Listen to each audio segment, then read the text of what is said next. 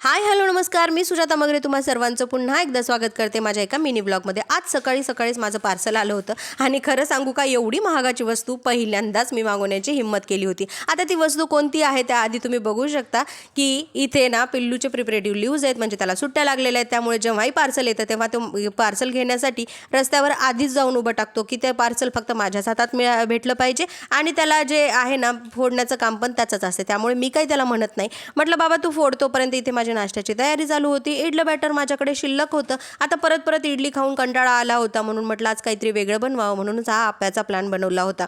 आता आप्पे मी इतकं कमी तेल टाकून म्हणजे बनवलेले आहेत, पण हे पात्रच एवढं छान आहे की यामध्ये आप्पे बिलकुल चिटकत नाहीत आणि सहजपणे तुम्ही व्हिडिओमध्ये दिसतच आहे की सहजपणे ते आप्पे त्यातून निघत आहेत। तर एवढे खमंग झाले होते की काय सांगू। पण हे खायचं कशासोबत आमच्यासमोर प्रश्न होता, कारण की दही नव्हतं की दही चटणी बनवावी म्हणून, आणि वरणासोबत हे काही छान लागणार नव्हतं। मग खायचं काय, तर मग मी शक्कल लढवली की माझ्याजवळ ग्रीन चिली सॉस होता, त्याच्यासोबत आम्ही खायला घेतलं।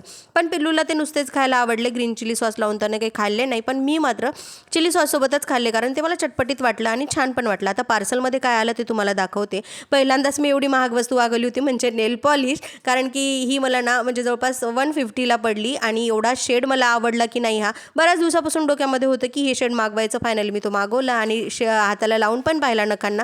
मला खूप छान वाटलं। तुम्हाला कसा वाटला मला कमेंट सेक्शनमध्ये नक्की सांगा। भेटूया नेक्स्ट व्लॉगमध्ये। बाय।